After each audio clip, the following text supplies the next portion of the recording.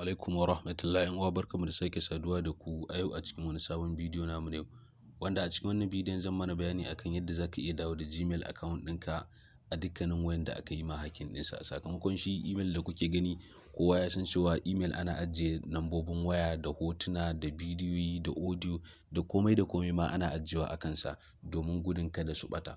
To idan aka kwace ma email ɗin naka, ka kenan duk ka rasa waɗannan abubuwan. To don ganin yadda zaka iya dawo da Gmail ɗinka ko da an kwace ma shi, ka biyo ni a cikin bidiyon. Amma kafin nan ina roƙon ka, idan yau ne farkon zuwan ka wannan channel mai albarka, ka daure ka danna mana alamar subscribe, sannan ka danna mana alamar ƙararrawa. Wannan shine zai baka dama da zarar mu ɗora sabon bidiyo a sanar da kai mu ɗora sabon bidiyo. To abin da zaka fara yi shine zaka je ka shiga cikin email ɗin naka ka duba. Kamar yanzu gashi nan na buɗe email ɗina, zan shiga cikinsa kamar yadda kuke gani gashi nan na duba. Daga nan sai ka zo ka danna kan alamar nan ta hoton email ɗin da ka ɗora a jiki.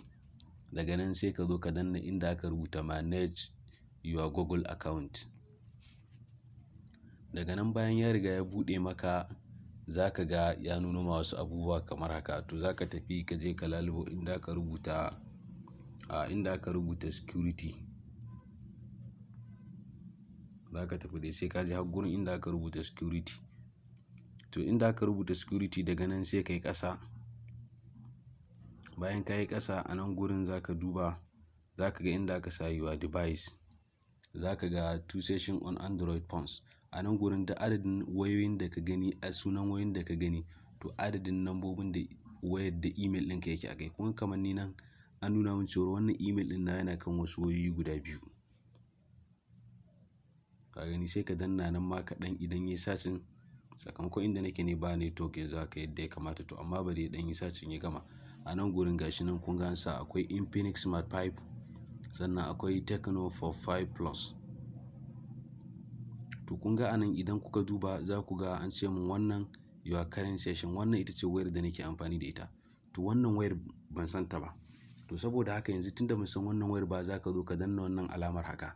Kana so ka cire wannan email ɗin. Da haka kowa ma yanzu daga ya duba zai ga email ɗin ya fita daga kan wayarsa. To amma yanzu duk saƙon da aka turo ma a email ko yake a email ɗinka, shi wannan mai wancan wayar shi ma yana ganin dukkanin abin da aka turo ma, kuma zai iya tura saƙo ta cikin wayarka, kuma zai iya gogewa a dukkan saƙon da ke wayanka. Sakamakon email ɗin yana kan wayarsa.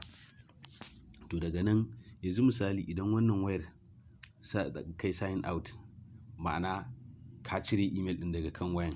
Sannan kuma nan gurin da aka rubuta find device, idan waya ta ɓata ana so a nemo ta. Kamar yanzu wannan wayar tunda ban san ta ba, misali a ce na san ta, to wani ce ta ɓata, ina so in yi tracking ɗinta. To sai in danna nan gurin find device don to recognize.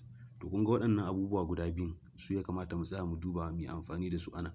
A nan gurin za ka iya find device, duk wayar da ta ɓata in har akwai email a kanta, to za ka iya tracking ɗinta da wannan find device ɗin, wanda na yi cikakken bidiyo akan yadda za ka iya nemo wayar da ta ɓata. Da haka idan kuna buƙata zan ajiye muku link ɗinsa a cikin description na wannan bidiyon. Sannan idan kai sign out kamar haka, to ma'ana ka cire wannan email ɗin daga kan wayar. Dan haka ne yanzu zan cire shi daga kan wayata. To kun ga gashi nan ya sake nuno min me sign out. To yanzu bari in fita ku gani. Yanzu bayan na fita zan ɗan jira shi kaɗan. Idan na fita za ku ga alamun cewar ya fita daga cikin wayata. To yanzu bari in ƙara danna ku gani.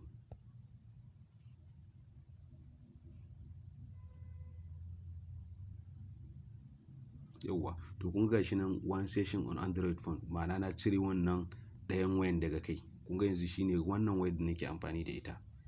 To wannan shine ta yadda za ka iya gano ta yadda za ka iya ƙwace account ɗinka daga wajen wanda ya ƙwace ma shi. Amma idan ba haka ba, to dukkanin bayananka zai iya ɗauke masu, kuma zai iya ƙwace email ɗin, domin da zarar ya canza password shi kenan ya riga ya ƙwace ma email ɗinka.